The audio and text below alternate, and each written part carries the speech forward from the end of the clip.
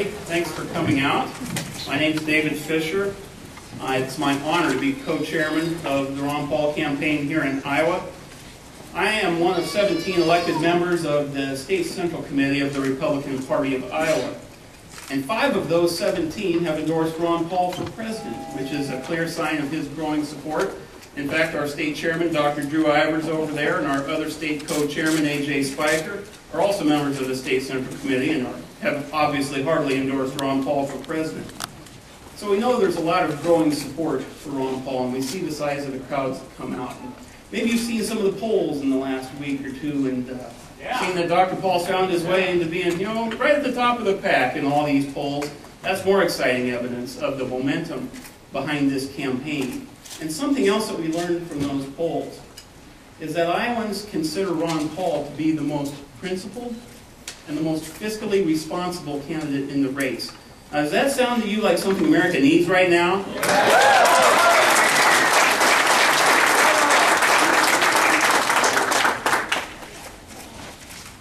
I'm going to go ahead and get started now. We're going to get rolling. He is our 12-term congressman from Texas. He is the consistent, visionary, principled statesman that America needs in this time of crisis. He's the father of the Tea Party and the champion of the Constitution, the Honorable Congressman Ron Paul.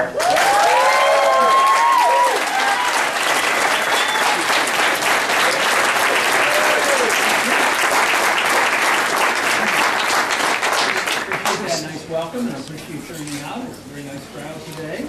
Now, before I get started, I wanted to introduce 2 members of my family that's with me today. And there are 2 granddaughters, they're sisters. One's a college student, one's a medical student. That's Linda and Lisa, sitting over here.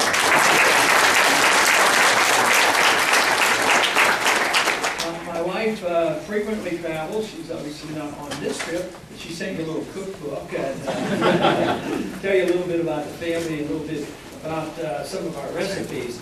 But, as a physician and also as a member of the family, I don't vouch for all the perfect nutrition of every recipe in that book, but a lot of stuff is very good. It is a delight to come. It's a great opportunity, and I'm very pleased with the way things are going, because people keep asking me sometimes, well, what are you going to do with this debate? What are you going to do this? How are you going to change your strategy? And I said, well, I've been doing the same thing for about 30 years. I'm not going to change very much. And there's a reason for that, because it's a message I thought was very important. When I started off in the early 1970s, it was mainly to talk about economic policy and personal liberty, because I was convinced even then that we were going in the wrong direction. And I think our country has drifted too long, and the consequence and the conditions that we have today should not surprise any of us, because the economic policies that we have followed, the spending and the deficits and our involvement around the world, the end results were most likely to be what we have today.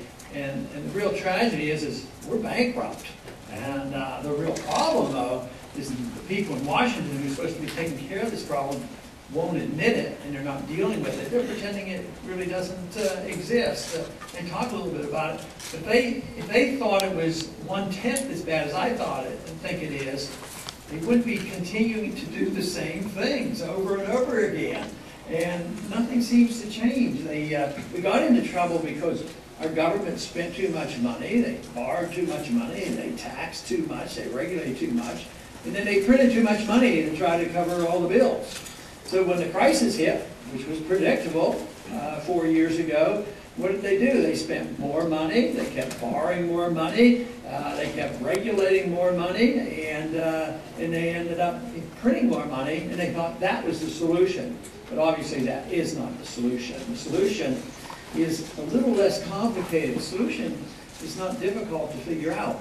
We got into this mess because we have too many people in Washington for too many years that did not follow the rule of law. They did not follow the Constitution.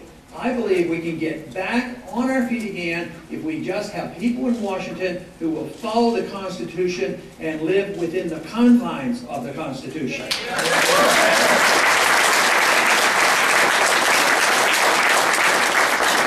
Let me reason why this has happened, it was through gradualism that we gave up little bits and pieces of our freedoms, and the more that happened, and our country remained wealthy, the more it encouraged the special interests to get control of the government. So the special interests became more powerful. Too many of us were lackadaisical about, well, the gradual erosion of our liberty, the gradual erosion of the value of our currency, the gradual change of our obligations for protecting ourselves but not to be the policemen of the world. And we ended up with this mess where the special interests gained control, but at the same time the system undermined our production. Everybody knows that the jobs have gone overseas. Great production have gone overseas. Now what can we brag about? It's not much to brag about, but we do now have the largest debt in the history of the world. We owe more money to foreigners, over $3 trillion that we owe. At the same time, our national debt is $15 trillion. At the same time, the entitlement obligations on all the programs, nobody even knows what that number is. It could be 60, 70, or 80 trillion dollars. It's unsustainable, is the whole point.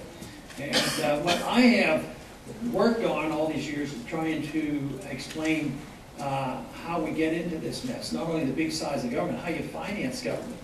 And it has a lot to do with the monetary system. Because there's always a limit to how much you can tax the people.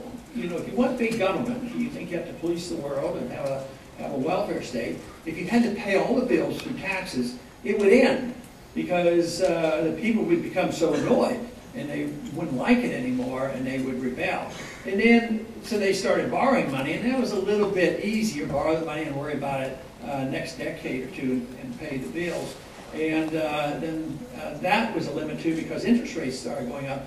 So then they resorted to just printing the money. And there was, in 1971, the monetary system was delinked from the restraints that gold placed on it. It meant the governments could spend as much money as they wanted, and the Federal Reserve then would print the money. And even that continued to work, and is still working to a degree. But the consequence has been that now we're suffering the consequences of an economy that's deeply in debt, and the inflation rate's going up. So it cannot last. But I've often suggested a few things that we could do in Washington to call attention to really the cost of government. So when it comes to taxes, if we knew what we were paying and there was no deceit going on, we'd call a halt to this. So one of the proposals I had was that we get rid of withholding taxes. You know, withholding taxes are convenient for government because, you know, if you make $1,000 and the government withholds $200, you make $800, and then sometimes at the end of the year you'll get $5 back and say, oh, the government sent me $5, not a big deal. So if everybody had to write a check every week or every month and send in what you had to pay, believe me, this thing would have come to a halt a long time ago. And it's calling attention to it. The other proposal I had, with a little bit of tongue-in-cheek, is that we should have a rule of law that compelled all members of Congress to fill out their own tax returns. I mean, boy, that would be something. And they would have to do it on April 15th, and they'd have to bring all their paperwork to the House floor, and they couldn't leave until they filled out their tax return. And I bet they would change the tax code before they'd ever get finished filling out those forms. So, but that just emphasizes how we tend to ignore it if we're not punished immediately or we don't feel the penalty. Some people think that we can handle this by changing the tax code. And there are some changes in the tax code that I would endorse. And my position, even prior to the time we finally get rid of the income tax, which is what I would like to do, what we could do, you know, flat taxes, and they talk about it, and fair taxes, that would be a sales tax, all these different things. My rule is that anything that reduces your taxes and anything that reduces the power